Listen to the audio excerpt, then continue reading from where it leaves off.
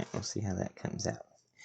Anyway, that's so there's an app out there called Felt Table. You might not know about it. I recently learned about it, and I've been using it to do a lot of my testing, especially for Orlando, because you don't always have somebody you can play against.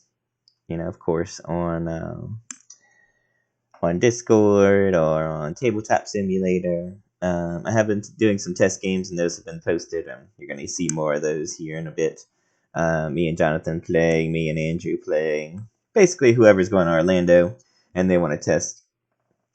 I'm going to go ahead and share some of that testing here on the channel. But what I want to do is kind of start a new series where I'll play on Felt Table against the AI, giving them various decks and trying out my decks and seeing how they pair up. Now, what I try to do with the AI, just because of experience or personal experience, I try to give them a deck that is not necessarily difficult to run. So what the AI is going to do is going to min-max their hand and say, like, what's the biggest attack I can do if I only block with one card, only block with two cards, which is really what a player does at the end of the day. But a lot of players haven't learned that skill if you're brand new to the game. But basically, it's a skill where you're going to look at your hand and say, what can I do on my next turn? How much damage can I output if I just block their damage? And some decks do way more damage than others, as you'll learn. We're going to go ahead and look at, and I probably need to adjust my zoom here. But anyway, I may not even adjust it for what we're doing. But essentially, what you do is you put your deck list here on the left side, the one that you want to play with. And then you give the AI a deck list. Now, there are some pre-built lists out there, like some Blitz decks, but these are not going to be very good. You can go to, like, FabDB. I'll go ahead and pull up FabDB. So you can go to FabDB, and you can pull some of these deck lists from the Browse tab. Now, there's going to be decks, especially some of the newer decks from Cincinnati. So, like, right here we have this is the deck I'm playing against, which is the 4th place Briar Deck. From Cincinnati. That was in the ProQuest. Because we have Classic Constructed coming up. We also have the 1st place Dallas deck. So you can come out here and find a lot of these decks to practice against. Now, the biggest thing I will say is that on the Felt Table, you cannot put the sideboard in. You just have to put 60 cards. Or not really 60. You can put more than 60. But whatever deck you're building, you have to know what the sideboard is. And you may not know that just looking at it, especially as a new player. But looking at this Briar list, the one thing I cut was some Prism only techs that they had in there, which were Time Snap Potions, and it's a Ninth Blade, which is only really for the Prism matchup. I'm playing Rhinar, so obviously this person would not have run that particular, card against this deck because it would do nothing in the matchup. So let's go ahead and play a game. So what you do is you list your deck on the left side that you want to play.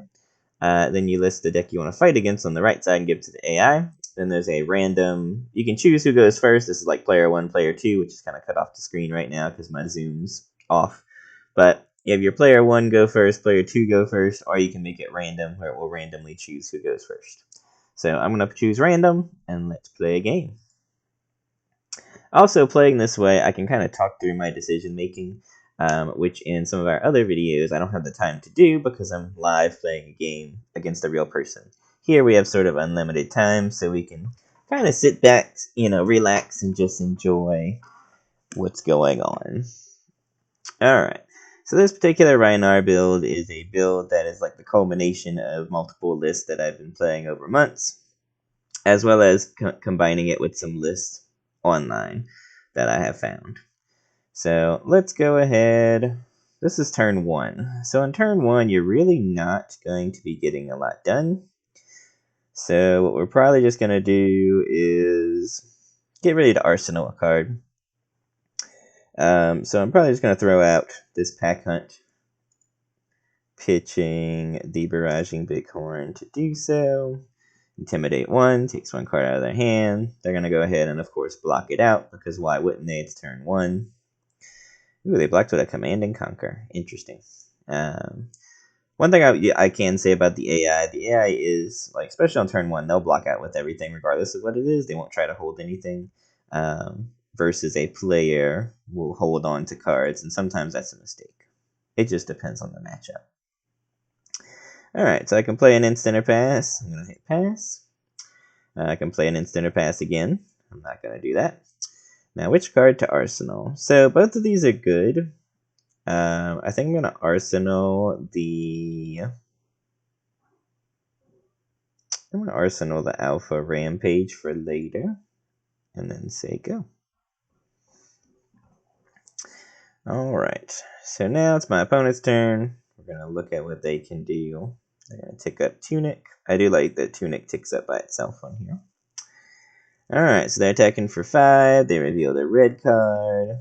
It tells you what they revealed over here on the left, so not Arcanics. So they're attacking me for 4. Now looking at my hand, he has 3 more cards, so potentially 2 to 3 more attacks coming at me. And I have to decide what can I keep from this hand that's worthwhile. To play the Swing Fist Think Later, I really need a blue, so I'm probably going to block with that. To play Alpha Rampage, I really need 2 cards, plus I need to keep 3 cards. Playing as Brute, you typically need like a 3-card hand to do everything, or do the big plays that you want to do. So I'm just going to block for 3. Let's say pass. It's going to get an embodiment. Let's see what else he's got. Oh, just a Rosetta Thorn. For 2. He's probably going to be arsenaling something. On your first turn, you really don't want to take probably more than like 6 to 7 damage at the most by not blocking. So in this particular case, I'm probably going to go ahead and just take this 2 damage because it really doesn't... I don't want to waste my equipment this early. Just take the 2 damage. I've taken 3, so I'm going to get to arsenal something. And say go. Alright. So now we can technically play the Alpha Rampage and get a little bit of damage in. It will intimidate 2. They'll only be able to block with 2 cards. And a lot of Briar's cards only block for 2, but they do have an embodiment, so a lot of them are going to block for 3. So let's see. Is it worth it? We're just practicing right now, so we're going to go ahead and do it. In these practice games is where you can take risk and see like what is really worth playing in your decks. And what plays are worth doing it. Oh, they didn't block anything, so these cards must be very valuable to them. They're keeping a full hand. So he took a full 9, went down to 31. We're going to see if it was worth it.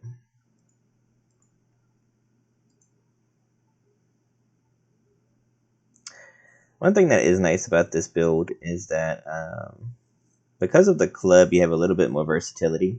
I know it's going to sound crazy because all the US players say play claw, play claw, play claw. But when it comes down to it, essentially the claw at the end of the day, it's only a combo card for 1 turn. So you're playing a combo deck at that point. And you don't always want to be playing a combo deck.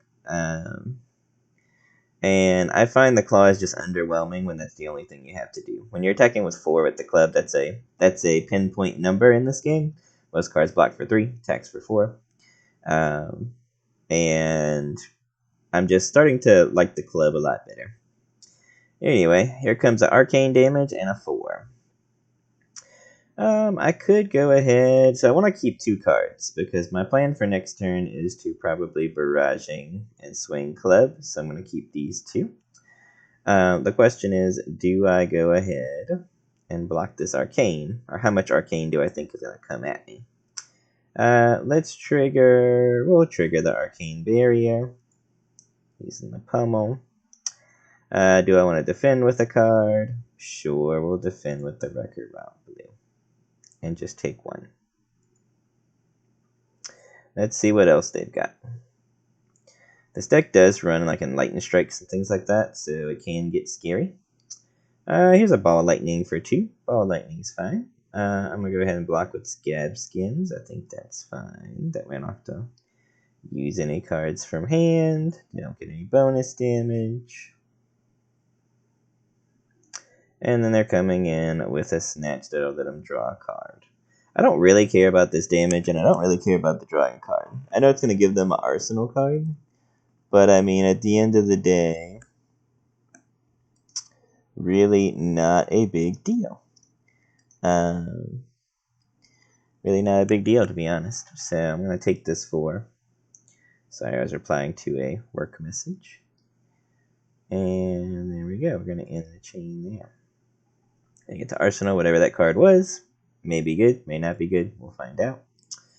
Alright, so let's go with a barraging. And then we're going to go ahead and put them in an awkward situation of blocking the club. So if they don't block the club, it's 8. And they have to block with 2 cards from hand. Otherwise, it stays 8. So as you can see, they threw some armor in front of it, plus a Command and Conquer. So we did strip some cards that they probably didn't want us stripping. Now, he did get... Oh yeah, I'm forgetting that there's another card in Banished Zone other than the one we banished. So he's still going to have a 3-card hand, but we did force him to use equipment early, which is kind of worth it, because at the end of the game, if that equipment were still there, they could potentially live on one of our kill turns. Alright, let's see what he's got this time. This particular matchup is very heavy aggro, so they're playing aggro and we're sort of playing a pseudo-control type build. So, coming in for 8 with 1 arcane damage. So in our build, I'm thinking about blocking with everything and then just holding on to the pulping for a future turn. So let's go ahead and we'll block the arcane here, because I have a strong feeling they're coming in with the sword after.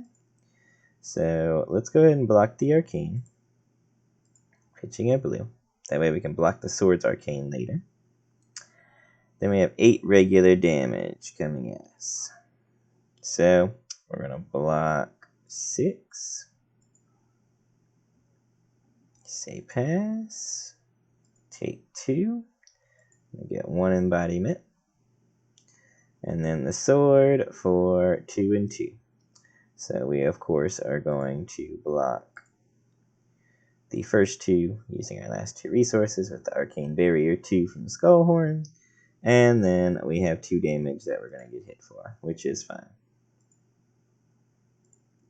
Puts us a little bit on the defensive early, but one thing about this deck that's really weird is I played it earlier in the week. And I got to the end of the game where I had like maybe 4 life and they were at 16 life. And I was able to catch back up. They have some turns that can be like mediocre. Which, I mean, all decks have that. But in this particular case, this deck has a lot of mediocre turns. More than you would think it would. Alright, they're attacking for 5, which is a very... very annoying number right now based on what's in our hand. And they have 2 more cards left in hand. So let's go ahead. I want to keep something to do the pulping. So here's the question we have. This is one of those like pivotal points in the game. Do we keep going, right? Where we're gonna let them hit us, and we're gonna try to keep going. Where I can play I can play technically 2 pulpings from the cards that I draw and discard, and potentially have a huge turn. And by taking all this damage, or do I block out and just keep playing more defensive? Since we're playing test games, you can play a little bit more risky and see how it paid off, or if it paid off. So you know what? I'm going to take this ball of lightning. So it's going to deal me a total of 6 damage. That'll put me down to 22, but we're going to hope to catch up in the next turn. I'm going to say pass, pass, pass. Give me an embodiment. And he did play a plunder run, so he got to draw a card. Okay, this 4 does not have go again because they're not at lower life than me. But they will probably have to break their Snapdragon Scalers if they want to keep going. I am going to say fine, because I think we can catch up. And they did not break them. They're just going to arsenal a card, I imagine. And pass. Okay. Alright, let's see if that all paid off. So, first thing we're going to do, play a Poping. We're going to pitch the Pummel. So, we can go ahead and discard a 6. There we go. So, this is going to be a dominated 6. So, they're taking guaranteed 3 damage. Alright. Next, and they does have go again because they can only block with 1 card from hand. Unless they had an arsenal defense reaction. But the particular deck we're playing against does not play defense reactions. Now, we're going to go ahead and play the Poping from Arsenal. And you notice I'm keeping 1 floating resource. And the reason I want the 1 floating resource is so that I can hopefully swing the club after. So this is not a dominated attack.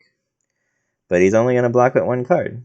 Now, if he doesn't block with 2 cards, I get go again. So that's fine with me. I'm fine with him doing that. So we're going to go ahead and say pass. Pass.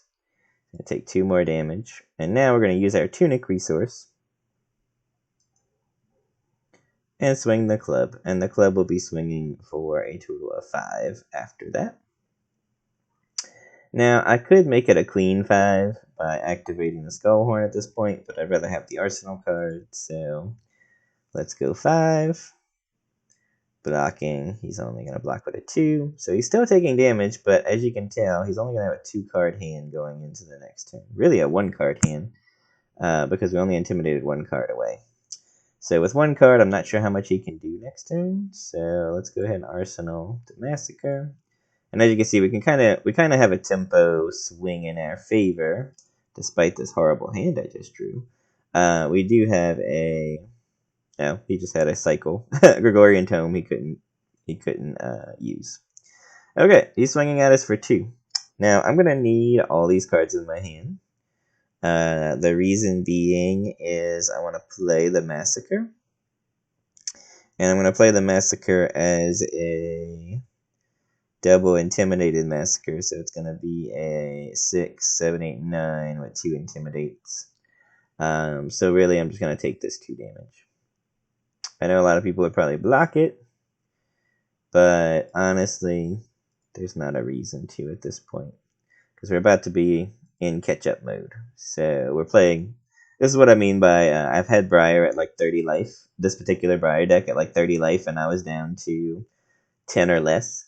And I made the comeback because I was able to strip cards and make them not be able to play the game the way they want to play it. So we're going to play Barraging. We're going to also play Awakening Bellow, pitching. And then now we're going to go ahead and attack with Massacre, pitching for the last 3. Now we are over pitching, but that's okay. I want these cards in my deck because this card ends games, right? So attacking for 12, he's only blocking 2 of it, so he's taking 10. So as you can see, we've caught up. Now, I don't know what the last, I don't know what these other 3 cards are. We may have to go into defensive mode, but we're ahead now. So now that we're ahead, we need to try to stay ahead if we can. So we will pass, put those 2 on the bottom, doesn't matter the order. And now we got a hand that we can definitely block with, because I want to arsenal this card and not really play any of these. So we're going to see how it goes. Ball of Lightning for 3. We're going to go ahead and block it. Pass. Alright. A Snatch for 4. I might actually use my boots. I know this is my last one. Well, not my last one defense, but I kind of want to block it and not let them draw the card. Kind of Snapdragons him. Okay, that's fine. We can't do too much left. So we'll say go ahead. He's going to attack for 4. Like I said, I really want to hold this Awakening Bellow, so we may just take the 4 and even things up here. It may not be the best play, but we really need to set this card up. This is a card that's a setup card. So we want on our next turn, when we have our Tunic resource, to spend it on this Blood Rush. So let's go ahead and I might actually just swing the club. So here's the thing about swinging claws versus club, and this is like an argument that happens a lot in Flesh and Blood. The club always threatens 4. You typically have to block with 1 to 2 cards, and notice he's still bleeding damage even if you just blocked with 1 card. So this is more threatening when you have to block out like that than any other claw in the game. So if this was a claw, he would have took no damage, and I took 1 card away. Versus I'm taking 1 card away and still dealing damage, so that gets me closer to victory. Damage is damage. It doesn't matter. At this point, doesn't matter. He is in kill range, so at this point, unless he's threatening lethal this turn, I think we kill him this turn. So we will find out, because we do have we have multiple cards that are going to trigger Intimidates. So I think this might be it. Let's see what he can come up with. Makes a rune chant. Not very exciting. Plays a Captain's Call, probably choosing the +2. And attacking for a total of 7. Now, because this is not presenting lethal in any way, shape, or form, even with a Lightning Press, we're just going to take it all, because I think we have the win in hand. Nope, not defending with a card, because he didn't have Go again, so that was all he could do. Alright, we're down to 4. But that doesn't matter if you can win the game, right? So we're going to go ahead and play an Awakening Bellow. Next attack's going to get +2. We're going to pitch this blue. Next attack's going to get +2. And take that card away. Then we're going to use our Tunic resource. And we're going to go ahead. I didn't really need to use the Tunic resource, but yeah, it is what it is. I'm going to play Blood Rush Bellow, which is also going to intimidate a card. And now we see what we can do at this point. And now we do have the cards in hand to keep going. So let's go ahead and play the Pulping. Now at this point, I'm going to play the Pulping, which is going to probably 90% chance, or well, at least a 75% chance of intimidating a card out of his hand, and then he'll be down to 1 card, and then this will hopefully have Go again. That's the dream, but we're going to see what happens. Playing Brute, sometimes you have to take risk. I could also break the helmet and like guarantee a 6 is going away, but I think I'd rather play the Pulping first, see what happens, because the attack's going to be big enough where he can't block it regardless of what I draw this card. Okay, and we hit another 6. So this is a 10. Coming in for 10 that he can only block 3. Alright. Gonna say okay. And we have Go again. So at this point, this is where, I mean, he's dead. There's nothing he can do. So what we're going to do is play this Barraging. Because why not? Gives us a bonus in damage. And then we're going to swing the club.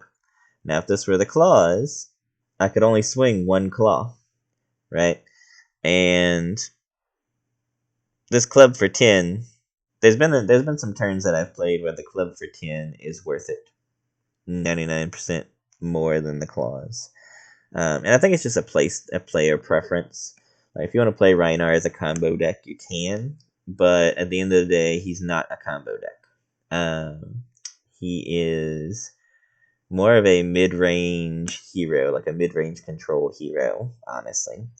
And you can play him as an aggro deck. This deck is actually very aggro, but as you can tell, I could play very defensively. I could just block out, hold the card, and wait for my openings to do more damage. Alright, so we're going to probably stop the video here. I'm going to try to post multiple videos today. So, right now I'm playing against Briar. we'll play another game against Bravo, because I think Bravo and Rhinar is a very interesting matchup, because Rhinar is usually on the losing side of things, so we'll see how that goes. Now, it is an AI, of course, playing it, so they're not going to make the most optimal moves, but it is a good practice. It is a good, if you want to see if your deck's like good against a certain deck, you can use this to kind of test that idea.